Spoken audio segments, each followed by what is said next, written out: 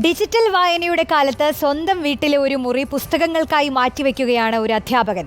കണ്ണൂരിലെ രാധാകൃഷ്ണൻ മാഷാണ് വീട് ഗ്രന്ഥശാലയാക്കി മാറ്റിയത്. ഈ ഗ്രന്ഥാലയത്തിന് മാഷ് ചിന്മയി എന്നൊരു പേരുമിട്ടു. ഈ മുളംകാട്ടിൽ ജനിച്ചു ഞാൻ മാനത്ത്. ഒരു പുസ്തകത്തിന്റെ 2 പുറംചട്ടകൾ, ഒരു മുറിയുടെ 4 ചുവരുകളും മേൽക്കൂരയുമാകുന്നു.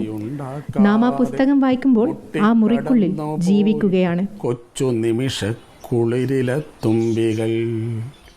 കണ്ണൂരിലെ അക്ഷര കോളേജിലെ രാധാകൃഷ്ണൻ മാഷിന്റെ വീട്ടിലെ ഒരു മുറിയാണിത്. 6000 പുസ്തകങ്ങളുണ്ട് ഈ മുറിയിൽ. വായനയോടുള്ള അടങ്ങാത്ത ഇഷ്ടം കാരണം മാഷ് തന്റെ വീട് തന്നെ ഒരു ഗ്രന്ഥാലയമാക്കി മാറ്റിയിരിക്കുകയാണ്. ഒരു പുസ്തകം എഴുതാനുള്ള പ്രയാസം ആലോചിച്ച് നോക്കൂ. അത്രയും കഷ്ടപ്പെട്ടവർ കണ്ടെത്തിയ അറിവിനെ നമ്മൾ ഒരു ചെറിയ വില കൊടുത്ത് വാങ്ങി അത് അനുഭവിക്കുക. അതാണ് എന്റെ മുറിയിൽ ഒരു മുറി തന്നെ. ചിന്മയി എന്നാണ് ഈ മുറിയിലെ ഗ്രന്ഥാലയത്തിന് ഞാൻ കൊടുത്ത പേര്. ചെറുപ്പം മുതലേ എനിക്ക് വായനയോട് വലിയൊരു ഇഷ്ടമായിരുന്നു. ഒരു 10ാം ക്ലാസ് പഠിക്കുമ്പോൾ അടുത്തുള്ള വായനശാലയിലെ എല്ലാ പ്രധാന കൃതികളും ഞാൻ വായിച്ചിട്ടുണ്ട്. സമയമില്ല എന്ന് വെറുതെ പറയാണ്. എല്ലാ മനുഷ്യനും സമയമുണ്ട്, പക്ഷെ ആ സമയം നമ്മൾ കണ്ടെത്തണം. എന്റെ സമയം പ്രഭാഷണങ്ങളൊക്കെ പോകാറുള്ളത് കൊണ്ട് രാത്രിയൊക്കെ വന്നാലും ഞാനൊരു 2 മണിക്കൂർ വായിക്കും. രാവിലെ ഒരു 3-4 മണിക്കൂർ ദിവസം തന്നെ ഞാൻ വായിക്കും. അതായത് നല്ലത് എന്ന് തോന്നുന്ന പുസ്തകങ്ങൾ അത് കോഴിക്കോടായാലും കാസർഗോഡായാലും പോയിട്ട് ഞാൻ വാങ്ങും. കൂടുതൽ എനിക്ക് സ്പിരിച്വലായ ഗ്രന്ഥങ്ങളോടാണ് ഇഷ്ടം. പക്ഷെ അതോടൊപ്പം തന്നെ മലയാള അധ്യാപകൻ എന്നുള്ള നിലയിൽ സാഹിത്യം, കവിതകൾ ഒന്നിനോട് ഇഷ്ടക്കുറവില്ല എന്നുള്ളതാണ്.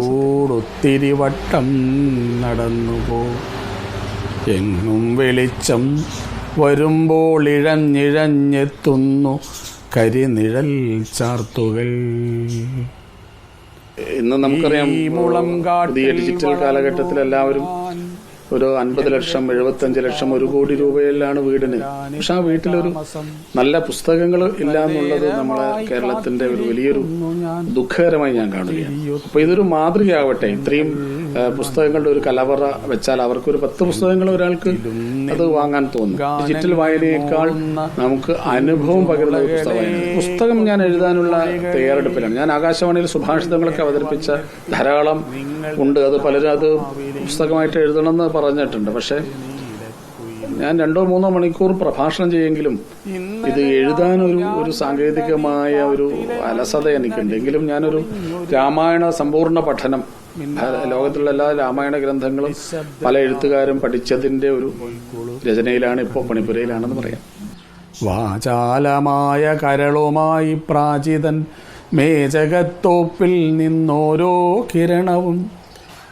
വായിക്കാൻ നേരമില്ലാതാവുന്നവരുടെ ഒരു കാലത്താണ് രാധാകൃഷ്ണൻ എന്ന അധ്യാപകൻ സ്വന്തം വീട് തന്നെ ഗ്രന്ഥാലയമാക്കി മാറ്റി മാതൃക കാട്ടുന്നത്.